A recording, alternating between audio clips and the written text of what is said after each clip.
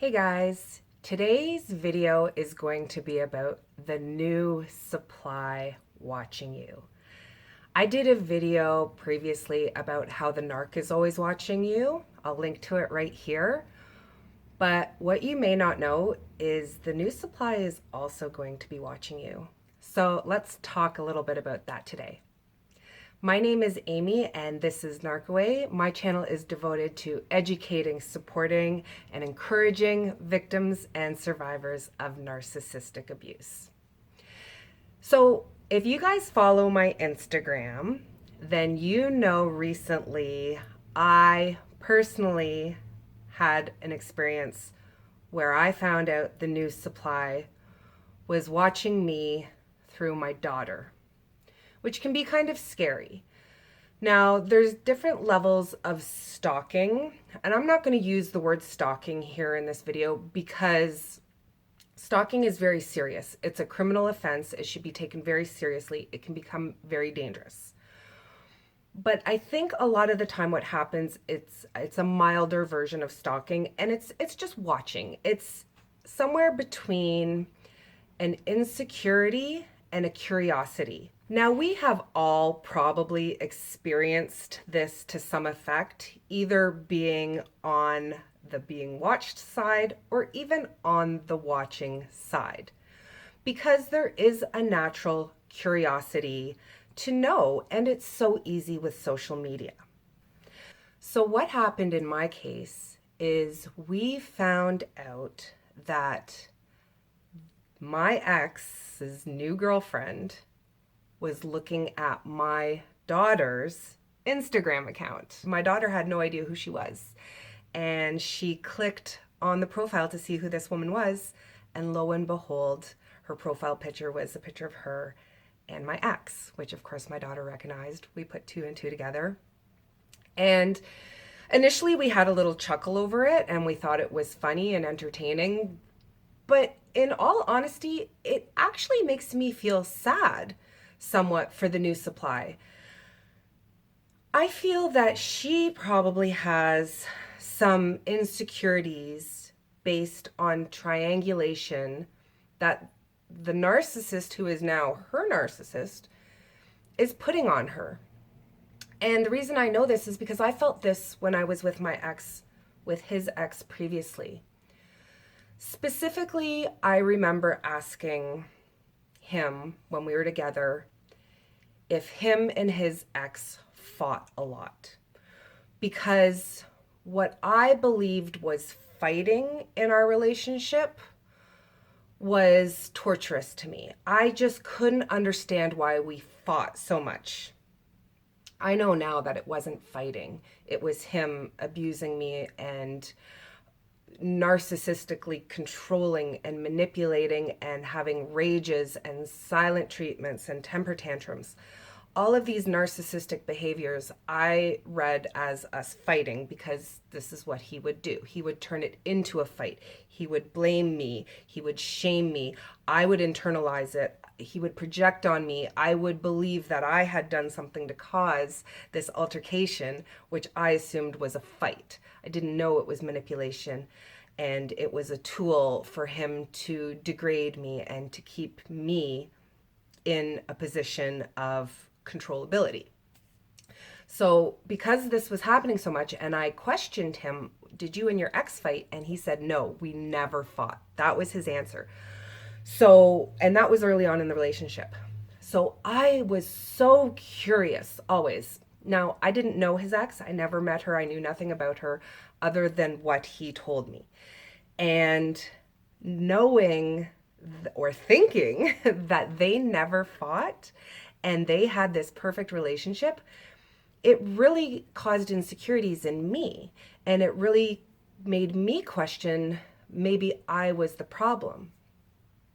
And so I did have these thoughts and these curiosities and these insecurities about the woman before me, which I'm sure his now current girlfriend feels the exact same way. Because why would he do anything differently? It worked for him. It kept me in a position of insecurity. It made me question and wonder my value. So I'm almost certain he would be doing the same thing with his news supply. So it only makes sense that she would try to gain as much information about me as possible. Again, we don't know each other. She doesn't know me. She's only going to know what he tells her, and he can feed her whatever he wants. He can tell her I'm crazy, or he can say I was perfect, and he can triangulate. Even though I'm not in his life anymore, and I'm not in their life at all in any way, shape, or form, it makes it easier to triangulate because she can't validate anything he's saying. She can only take his word for it.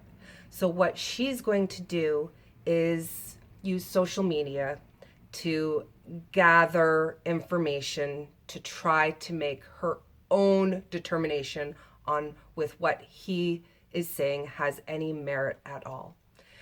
But what we have to remember is that the new supply is gonna go through exactly what you went through. I don't fault her. I don't blame her. In fact, it actually makes me feel a little bit sorry for her because somebody that is very secure is probably not going to check up on my daughter. It's a sick type of curiosity, and she's not doing herself any favors. She's only going to see happy, positive, fun, perfect pictures of all of us because that's all we post on social media. We don't post the bad times. We don't post when we're sad and we're depressed and we're going through a hard time. We post the good times. We post vacations. We post concerts. We post our best friends. We post laughing, smiling, artistic, beautiful photos. It's always positivity. So stalking someone on social media is a terrible idea because you're getting a very biased view of their life. The point of this video is never underestimate who is watching your social media. If your account is open, you can guarantee the narcissist, the narcissist's new supply, and the flying monkeys are watching your accounts. And if your account is closed or private and you start getting friend requests from people that you don't know, I would be very suspicious of that as well. They want to keep an eye on you. They want to see what's going on. And there isn't always ill intent. It's not because they want to hurt you necessarily. They're just curious. It's a natural curiosity, and it's so easy to do with your phone in your hand in the privacy of your own home to check up on somebody. So from my personal experience, they're doing this. I have the proof. And one other point I want to mention here is I've been no contact over 2 years. This happened 2 years after the fact, and a year, 2 years down the line, they're still going to check up on you. So don't think they're not watching you. They are. Protect yourself, close your accounts.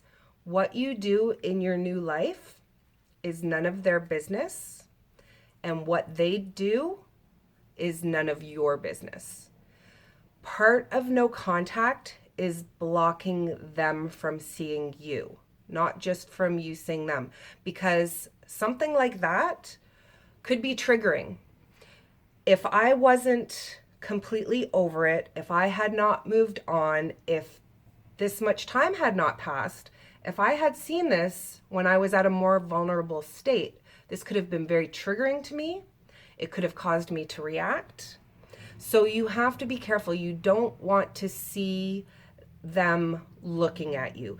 And another big point I want to make here is I know a lot of people, they do want to see that. They want to think that the narcissist is thinking about them and that the new supply is jealous of them and that this is going to cause a rift in their relationship and you can get back with them.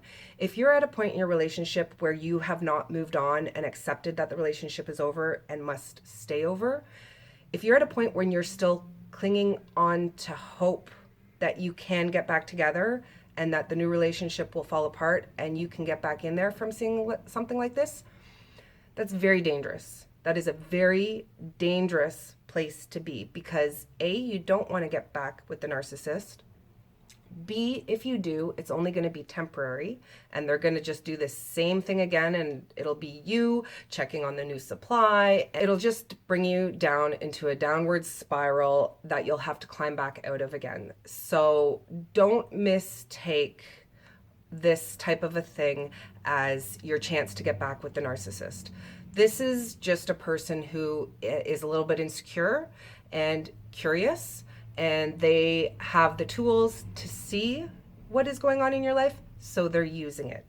Don't read into it any more than that. Okay, guys, if you don't already follow me on Instagram, you'll want to do that right here at Narcaway.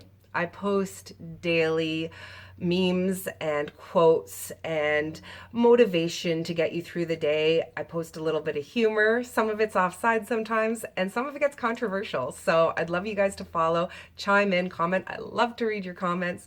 Comment on this video below. Let me know if you've experienced anything like this before. I want to hear your stories.